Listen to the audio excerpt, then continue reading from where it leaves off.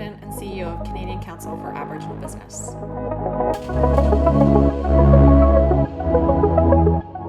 We've definitely seen in recent days and weeks that the virus has hit some communities, and we've seen a few deaths as well in recent days. So I think the concern right now is ramping up for communities. Every vulnerable population is going to be more impacted by a virus and a pandemic, and the gap between Indigenous populations and average Canadians is quite wide. So we really need to be thinking about how are we getting PPE equipment to those communities. We're thinking actively about food scarcity and the risk of food scarcity for those communities, and also just from having healthcare workers within those communities, and how do we ensure that they have proper accessibility to testing and to healthcare.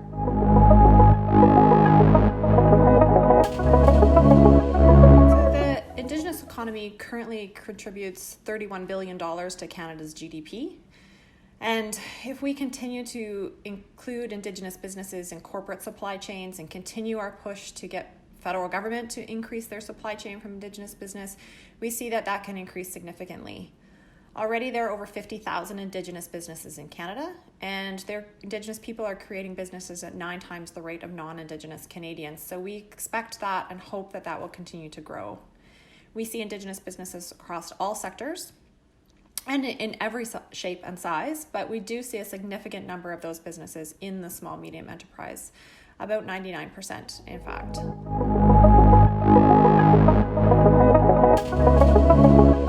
We do hear the same concerns from small Indigenous businesses as we do from non, but there are some differing factors that make the impact more severe for sure.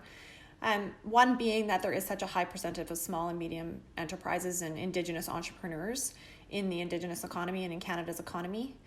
The Canadian Federation of Independent Business released a study that said that 25% of the small and medium enterprise would not be able to sustain a closure of 30 days. So if we look at the high number of small and medium enterprises in the Indigenous business sector, that's going to significantly impact those businesses. The other is that about a third of Indigenous businesses are on reserve, and there are some unique barriers for those businesses to be able to access financing, and also currently to be able to be eligible for some of the programs that are coming out from the federal government with respect to payroll. As one, for an example, as a non-taxable business on reserve through the Indian Act, there are some questions that we've raised to the government on the eligibility of those businesses.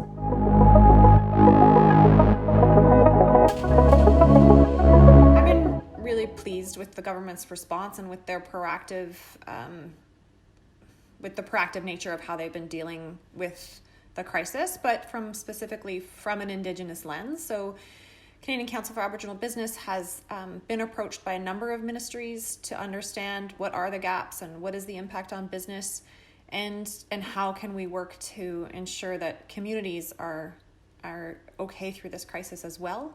So we have been having discussions with Indigenous Services Canada, a number of Indigenous economic associations, and one of those has been specifically about the financing and financing through traditional financial institutions. And currently less than 20% of Indigenous businesses have financing through those traditional financial institutions. So we need to look at where the funding may be able to flow so we can ensure that Indigenous businesses can access the same type of programs as the emergency business account.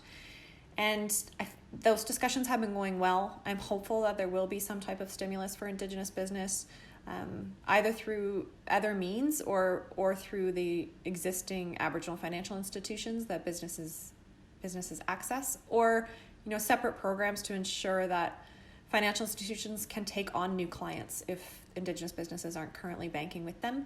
And those discussions have been going well. There is a real interest in understanding what the impact is and understanding what's needed. So it gives me the sense that there is a few more measures that they would be able to roll out.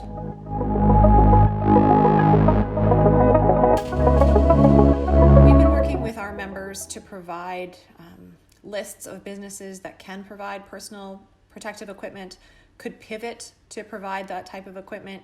And we've been sharing those lists with procurement and with Indigenous Services Canada, really as many ministries as as we can. We continue to share those lists and really pushing to say, yeah, through this crisis, we need to ensure that we're still working towards the 5%.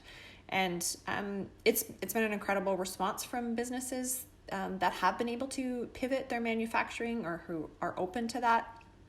We've seen businesses that are interested in buying 3D printers so that they can make face shields. We've seen businesses pivot their tooling to be able to provide hand sanitizer, and businesses that are able to access hand sanitizer and face shields as well. And we're continuing to work with the government on that procurement part. It's going to be very important, not just through this crisis, but in order to ensure that we have economic recovery. And there's going to be a time where government needs to stockpile and ensure that we can get back and build up our stockpile of PPE. So we want businesses to be ready to be part of that as well.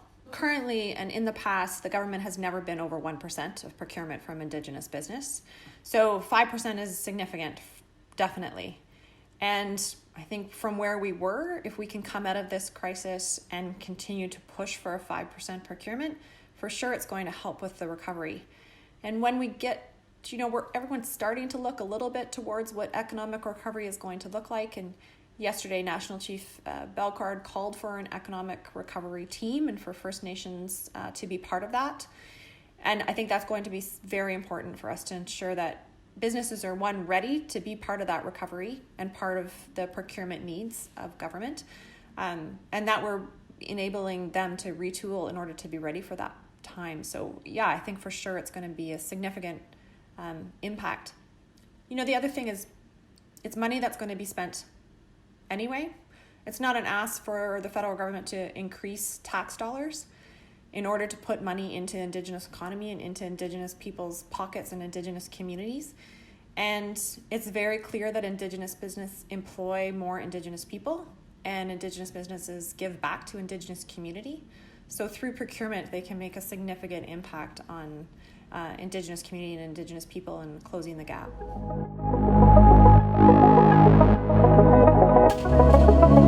Still seeing a real interest in corporate Canada and in our corporate members, understanding what they can do to help Indigenous businesses and communities. We've had Cisco Foods, for example, just came on as a patron member of CCAB, and they're really wanting to see what they can do for food scarcity in community. So I think there are definite opportunities for us to partner Indigenous businesses and corporate Canada for the immediate needs. But it's very important that corporate Canada continues with their procurement strategies in their supply chain and continues to ensure that they can keep Indigenous employees that they've worked so hard to bring into their organizations employed. And, the change on the 75% wage subsidy to allow larger businesses to also access that was key for them to be able to keep those Indigenous employees employed. So I think that's been a real benefit. We've also seen some really great opportunities from corporate Canada in helping us to develop programs that will help Indigenous businesses through this crisis. So those may be, how to move your platform to e-commerce, also shipping. So if you're moving to an e-commerce platform, UPS has offered a 50% off discount for shipping for Indigenous businesses. So there's lots of ways that corporate Canada can not just continue what they were doing before, but ensure that they can specifically help keep the Indigenous economy growing.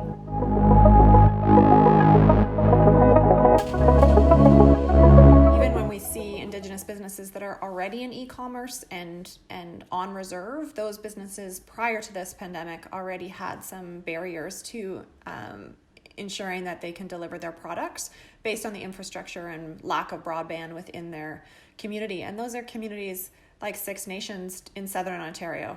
Then when you look further out to more rural communities and particularly remote communities, there's a significant lack of broadband.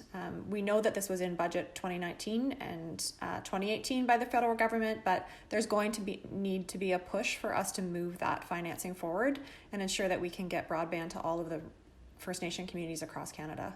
We have definitely seen, as an example, in the oil energy sector, a number of Indigenous people that would have been employed, and the downturn in that sector is definitely impacting Indigenous people and Indigenous businesses that support that sector. We have had some interesting conversations this week with other businesses that are ramping up and trying to understand how can we move that workforce from one business to another. We're all looking at innovative ways to get through this, and I think that's something that we're going to be focusing on in the coming days.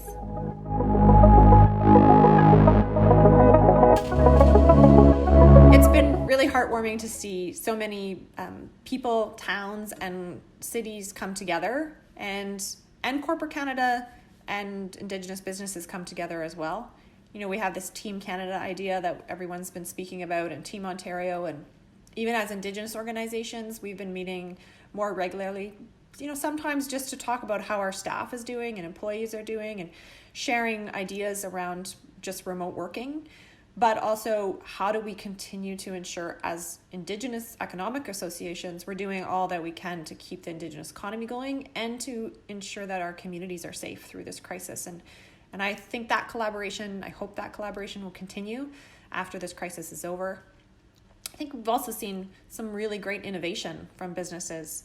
As I said, so Raven Brewing, who is a certified Aboriginal business, they've changed to start to make ethanol and hand sanitizer, which is really exciting. We've seen some great partnerships with another member, Shared Value Solutions and Diageo, to make ethanol and hand sanitizer, and they're partnering with FedEx and Air Canada to get that hand sanitizer to remote communities in Ontario. So those type of innovative, how do we work together and solve problems, has really been heartwarming, and I hope that that's going to continue.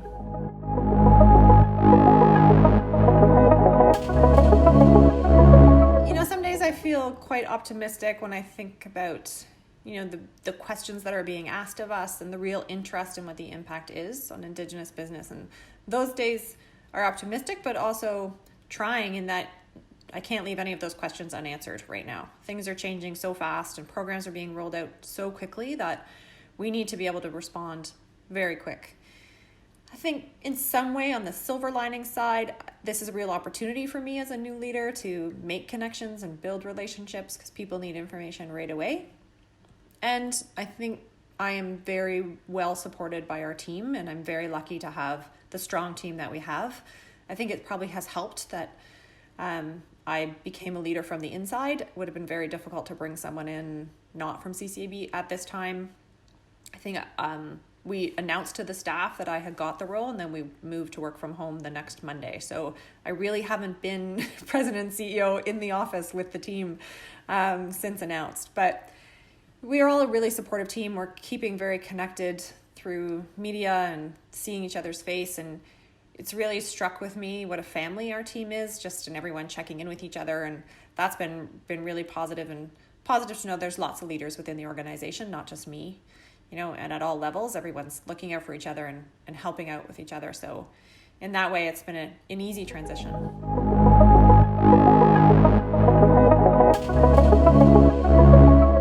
I've really started to make a point of leaving my computer and my phone for half an hour a couple times a day to check in with the kids, make lunch, have lunch with the kids. The first couple weeks, I was really at my desk for 10 hours straight a day on phone calls back to back. So I've, managed to get myself out of that routine a little bit and into a bit better routine. Also, just to take a mental break and give yourself a relaxation moment. And I've been encouraging our team to do that as well. I think from supporting, what can I do to support Indigenous business personally? I've been reaching out and going online and finding a number of Indigenous businesses that I can support and buy products from, and sharing that information. And a lot of Indigenous businesses make soap, for example, and hand salve, and those are all things that we need right now. So just trying to help promote and do what I can for the Indigenous economy from home has been really important. And staying connected to my family and friends has been a big key need for me, particularly my parents and my brothers and sisters. I have one brother who's an emerged physician, so just making sure I'm checking in on him. And all of us are trying to support each other, playing games online, and that's been really important for us and for the kids. I'm Tabatha Bull, and this is My Future Economy.